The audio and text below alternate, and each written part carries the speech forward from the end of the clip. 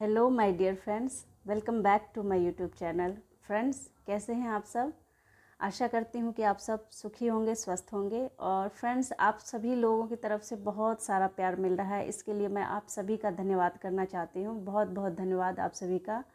और फ्रेंड्स, आज की इस वीडियो में हम लोग अध्याय 2 हिस्ट्री का चैप्टर नंबर 2 कवर करेंगे।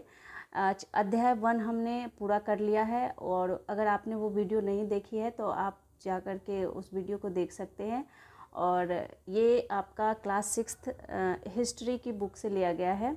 तो चलिए देखते हैं अध्याय 2 में क्या दिया गया है। तो इस अध्याय का नाम क्या है? आखेट। आखेट मतलब वो होता है जो शिकार करे, जो चीज़ों को जमा करके रखे।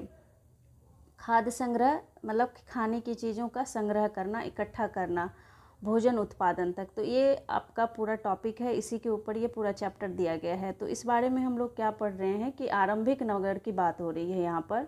तो आखेटक, आखेटक के बारे में पहले यहाँ बताया जा रहा है कि आखेटक कौन होता है। तो खाद्य संग्राहक, जो खाने की चीज़ों का संग्रह है, यह इस महाद्वीप में 20 लाख वर्ष पहले रहते थे। जो आखेटक थे यानी जो खाने की चीज़ों को इकट्ठा करते थे, पशु पक्षियों का शिकार करते थे, वह इस महाद्वीप में कब से रह रहे थे? 20 लाख वर्ष पहले रहते थे। इन्हें यह नाम भोजन का इंतजाम करने की विधि के आधार पर जो है वो दिया गया। तो पहले कबीलाई लोग रहते थे। लोग एक स्थान से दूसरे स्थान पर क्यों जाते थे? क्योंकि जिस स्थान पर वो अक्सर जंगली इलाकों में जंगली इलाकों के आसपास रहते थे, जैसे हमने पढ़ा था नर्मदा नदी के किनारे, विंध्य पहाड़ियों के पास, गारो पहाड़ियों के पास इन लोगों का जो है बसेरा होता था। और ये आसपास की जंगलों से अपने खाने पीने की चीज़ें इकट्ठा करके रखते थे। जब उस जगह का वो चीज़ें, खाने की चीज़ें ख़त्म हो जाती थी तो वो दूसरे स्थान पर चले जाते थे। तो इस तरह अपने साथ कुछ चीज़ें वो इकट्ठा करके ले जाते थे। तो इसी आधार पर इनका नाम आखेटक पड़ा। और इसमें ये क्या क्या चीज़ें इकट्ठा करते थे, इनका भोजन क्या क्या होता था? तो भोजन के लिए वो यह जानवरों का शिकार करते थे, मछलियाँ पकड़ते थे, चिड़ियों का शिकार करते थे, फल फूल, दाने, पौधे, पत्तियाँ, अंडे इत्यादि जो है ये अपने खाद्य संग्रह में जमा करके रखते थे। एक स्थान से दूसरे स्थान पर जाने का कारण क्या था? कि भोजन की तलाश में इन्हें एक स्थान से दूसरे स्थान पर जाना पड़ता था। जिस जगह पर ये लोग रहते थे, जब वहाँ की चीज़ें ख़त्म हो जाती थी, खाने पीने की, फल फूल या जानवरों का पूरा शिकार कर लेते थे, वहाँ कुछ नहीं बचता था, तब ये दूसरे स्थान पर जाते थे भोजन की तलाश में, पानी की तलाश में। और जो इनके पास जानवर होता था, उनकी चारा के तलाश में भी इनको जो है जाना पड़ता था, या जानवरों का शिकार करने के लिए एक स्थान से दूसरे स्थान पर जाते थे। उसके बाद क्या होता कि और भी क्या कारण क्या था कि अलग अलग मौसम में फल की तलाश, पानी की तलाश में इन लोगों ने काम के लिए पत्थर, लकड़ियों और हड्डियों के औजार बनाए थे। देखिए, यहाँ पर पानी की तलाश में जब जिस जगह रहते थे, मान लीजिए वहाँ का नदी तालाब सूख जाता था, तो इस वजह से भी उन्हें दूसरे स्थान पर जाना पड़ता था। और मौसम के हिसाब से ही इन्हें कंदमूल, फल मिलते थे, तो वो भी ख़त्म हो जाने के कारण फिर वो दूसरे स्थान पर जाते थे। इसके अलावा वो पत्थर और लकड़ियों और हड्डियों का क्या करते थे? औजार बनाकर रखते थे। इसी से अपना शिकार करते थे, या अपनी चीज़, ज़रूरत की चीज़ें, इन्हीं सब चीज़ों का प्रयोग करके जो है इस्तेमाल करते थे। अब इसमें जो इम्पॉर्टेंट जो आपका शब्द है उसको हम देखते हैं कि जो ये पूरा स्थल है, पूरा स्थल किसे कहते हैं? तो उस स्थान को कहते हैं जहाँ औजार, बर्तन, इमारतें जैसी वस्तुओं का अवशेष मिलता है। अवशेष क्या होता है? जो उसकी बची खुची चीज़ें जो हमें खुदाई के दौरान मिलती है, तो उसी को क्या कहते हैं? पूरा स्थल कहते हैं। भीमबेटका के बारे में हमें क्या बताया जा रहा है कि भीमबेटका जो है वो कहाँ है? मध्य प्रदेश में है। और इस पूरा स्थल पर गुफाएं व कंदराएं मिली है, जहाँ लोग रहते थे। नर्मदा घाटी के पास जो है ये भीमबेटका स्थित है। तो ये हमने पहले की वीडियो में भी पढ़ा था। इसके बाद जो कुरनूल की गुफा है, ये अपने आप में एक प्रश्न बनकर आता है कि कुरनूल की गुफा कहाँ है, या फिर मैचिंग में आपको दे दिया जाता है। तो कुरनूल की गुफा कहाँ है? आंध्र प्रदेश में है।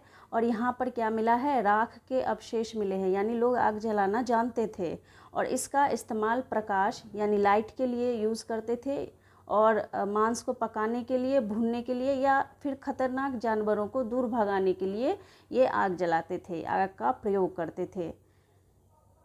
इसके बाद जो है लगभग 12,000 साल पहले क्या हुआ था कि जलवायु में बड़े बदलाव आए और इसके परिणाम स्वरूप कई घास वाले जो मैदान जो है वो बनने लगे। और क्या हुआ कि हिरन, बारहसिंगा, भेड़, बकरी, गाय जैसे जानवरों की संख्या में बढ़ोतरी हुई। और इस तरह से जो है उस समय का जो महत्वपूर्ण स्रोत बना भोजन का, वो बना मछलियाँ। तो मछली जो था उस टाइम का महत्वपूर्ण स्रोत था। इसके बाद जो प्रारंभिक पशुपालक व कृषि के जो साक्ष्य मिले हैं वो कहाँ कहाँ से मिले हैं, तो बुर्ज होम जो कि कश्मीर में है, मेहरगढ़ जो कि पाकिस्तान में है, यहाँ से इन्हें प्रारंभिक पशुपालक व कृषि के साक्ष्य मिले हैं। और कौन कौन सी जगह पे मिले हैं, तो आपका ये चिरांद जो कि बिहार में है, यहाँ से भी मिला है, और कोल डिहवा मध्य प्रदेश से, और साथ ही दावजली जो है वो असम से इनको ये साक्ष्य मिला है।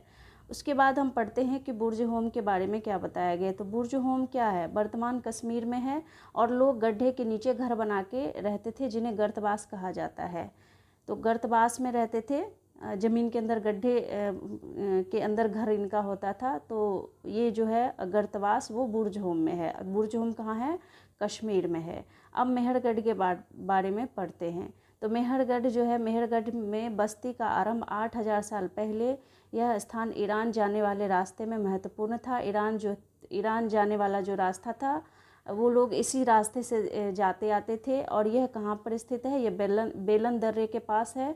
और यहाँ का मैदान कैसा है, समतल है और हरा भरा है। इस इलाके में सबसे पहले कौन सी फसलें उगाई गई, जौ और गेहूं की फसलें उगाई गई, हमने पहले वीडियो में भी डिस्कस किया था। उसके बाद भेड़ बकरी को पालना यहाँ पर सीखा गया। यहाँ पर भेड़ बकरियाँ जो है वो पालना शुरू कर दिया गया। और यहाँ कैसे घर मिले, चौकोर तथा आयताकार घरों के अवशेष भी मिले हैं। तो यहाँ का घर किस प्रकार का था, चौकोर था और आयताकार था। मेहरगढ़ की और क्या विशेषता थी कि यहाँ पर कब्रों के साथ सामान भी रखे जाते थे। जिन लोगों की मृत्यु हो जाती थी उनके कब्र में उनके साथ कुछ सामान भी रखे जाते थे। और एक कब्र में तो मानव के साथ क्या मिली, बकरी भी दफनाई गई थी। बकरी दफनाई गई थी, किसी में कुत्ता दफनाया गया था। तो इस तरह से कब्रों में कुछ ना कुछ सामान या फिर कोई जीव उसके साथ दफना दिया जाता था। इसके बाद जो पूरा पाषाण है, तो पूरा पाषाण के बारे में हमें क्या समझने को मिलता है कि यह दो शब्दों यानी पूरा का अर्थ क्या हुआ, प्राचीन, और पाषाण का मतलब हुआ पत्थर से बना है। यानी प्राचीन पत्थर से बना, उसी को क्या कहा जाता है, पूरा पाषाण। और इसे कितने भागों में बांटा गया है, तीन भागों में बांटा गया है। पहला आरंभिक पाषाण काल, दूसरा मध्य पाषाण काल, और तीसरा क्या है, उत्तर पाषाण युग। तो ये जो पूरा पाषाण युग को ही क्या कहा जाता है, आरंभिक काल कहा जाता है। तो उत्तर पूरा पाषाण युग को क्या कहा जाता है, आरंभिक काल कहा जाता है। तो देखिए पूरा पाषाण काल की जो अवधि है वो 20 लाख से 12,000 वर्ष की अवधि को क्या कहा जाता है, पूरा पाषाण काल।